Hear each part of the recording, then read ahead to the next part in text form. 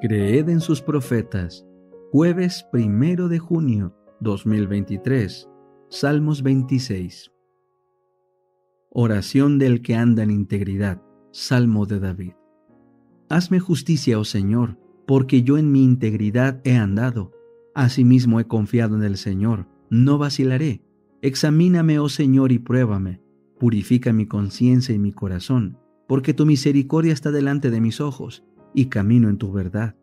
No me he sentado con los hombres falsos, ni tengo tratos con los hipócritas. Aborrezco la reunión de los malhechores, nunca me he sentado con los impíos. Lavaré mis manos en inocencia e iré alrededor de tu altar, oh Señor, para proclamar con voz de agradecimiento y contar todas tus maravillas. Oh Señor, he amado la habitación de tu casa, el lugar de la morada de tu gloria. No recojas mi alma junto con los pecadores, ni mi vida con los hombres sanguinarios, en cuyas manos hay infamia y cuya mano derecha está llena de soborno. Pero yo andaré en mi integridad. Redímeme y ten misericordia de mí. Mis pies se han afirmado en suelo llano. En las congregaciones te bendeciré, oh Señor. El conflicto de los siglos. Capítulo 13. El despertar de España. De este modo, y debido a un celo atemperado con prudencia, cúpole la honra no sólo de ganar convertidos a Cristo, sino de educar mártires para la verdad.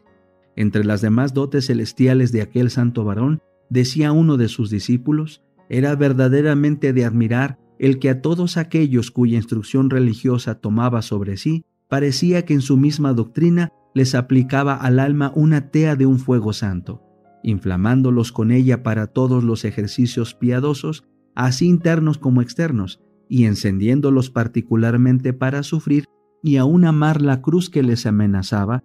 En esto solo, en los iluminados con la luz divina, daba a conocer que le asistía Cristo en su ministerio, puesto que en virtud de su espíritu grababa en los corazones de los suyos las mismas palabras que él con su boca pronunciaba.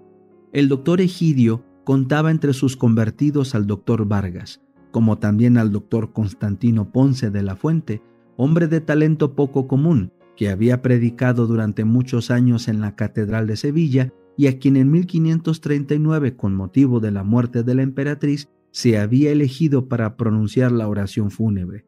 En 1548, el doctor Constantino acompañó por mandato real al príncipe Felipe a los Países Bajos, para hacer ver a los flamencos que no le faltaban a España sabios y oradores corteses. Y de regreso a Sevilla, predicaba regularmente en la catedral cada 2 domingos. Cuando él tenía que predicar y predicaba por lo común a las 8, era tanta la concurrencia del pueblo que a las 4, muchas veces aún a las 3 de la madrugada, apenas encontraban en el templo sitio cómodo para oírle.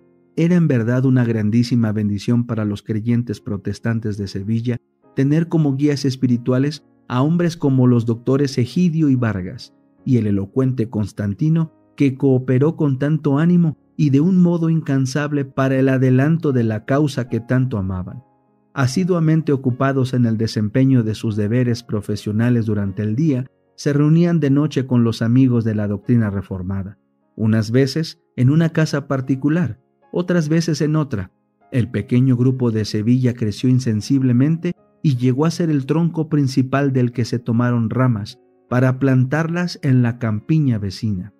Durante su ministerio, Constantino, a la par que instruía al pueblo de Sevilla desde el púlpito, se ocupaba en propagar el conocimiento religioso por el país por medio de la prensa.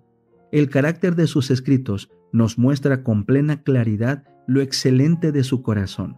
Eran aquellos adecuados a las necesidades espirituales de sus paisanos, pero no calculados para lucir sus talentos o para ganar fama entre los sabios. Fueron escritos en su idioma patrio, un estilo al alcance de las inteligencias menos desarrolladas. Las especulaciones abstractas y los adornos retóricos en los que por naturaleza y educación podían sobresalir, sacrificólos sin vacilar, persiguiendo el único fin de que todos lo entendieran y resultara útil a todos. En un hecho histórico singular y por demás significativo, que cuando Carlos V, cansado de la lucha contra la propagación del protestantismo, lucha en que había pasado casi toda su vida, había abdicado el trono y se había retirado a un convento en busca de descanso, fue uno de los libros del doctor Constantino, su Suma de Doctrina Cristiana, la que el rey escogió como una de las 30 obras favoritas que constituían aproximadamente toda su biblioteca. Si se tienen en cuenta el carácter y la alta categoría de los caudillos del protestantismo en Sevilla, no resulta extraño que la luz del Evangelio brillase allí con claridad bastante para iluminar no solo muchos hogares del bajo pueblo, sino también los palacios de príncipes nobles y prelados. La luz brilló con tanta claridad que, como sucedió en Valladolid, penetró hasta en algunos de los monasterios que a su vez se convirtieron centros de luz y bendición. El capellán del monasterio dominicano de San Pablo propagaba con celo las doctrinas reformadas. Se contaban discípulos en el convento de Santa Isabel y en otras instituciones religiosas de Sevilla y sus alrededores. Pero fue en el convento jeronimiano de San Isidoro del Campo, uno de los más célebres monasterios de España, situado a unos kilómetros de Sevilla, donde la luz de la verdad divina brilló con más fulgor. Uno de los monjes, García de Arias, llamado vulgarmente Doctor Blanco, enseñaba precavidamente a sus hermanos que al recitar en los coros de los conventos de día y de noche las sagradas preces, ya rezando, ya cantando, no era rogar a Dios, que los ejercicios de la verdadera religión eran otros que los que pensaba el vulgo religioso, que debían leerse y meditarse con suma atención las sagradas escrituras y que sólo de ellas se podía sacar el verdadero conocimiento de Dios y de su voluntad.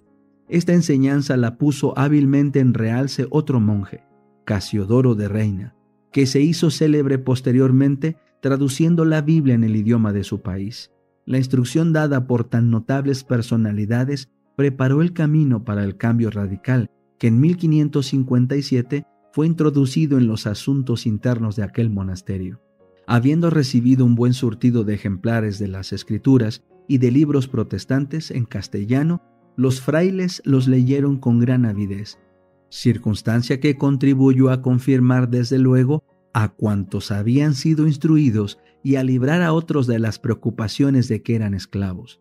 Debido a esto, el prior y otras personas de carácter oficial, de acuerdo con la cofradía, resolvieron reformar su institución religiosa.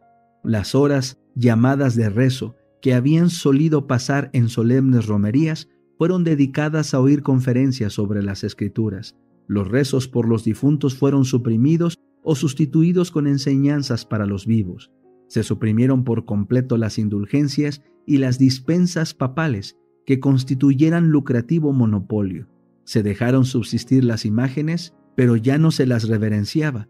La temperancia habitual sustituyó a los ayunos supersticiosos y a los novicios se les instruía en los principios de la verdadera piedad, en lugar de iniciarlos en los hábitos ociosos y degradantes del monaquismo. Del sistema antiguo no quedaba más que el hábito monacal y la ceremonia exterior de la misa, que no podían abandonar sin exponerse a inevitable e inminente peligro. Los buenos efectos de semejante cambio no tardaron en dejarse sentir fuera del monasterio de San Isidoro del Campo. Por medio de sus pláticas y de la circulación de libros, aquellos diligentes monjes difundieron el conocimiento de la verdad por las comarcas vecinas y la dieron a conocer a muchos que vivían en ciudades bastante distantes de Sevilla.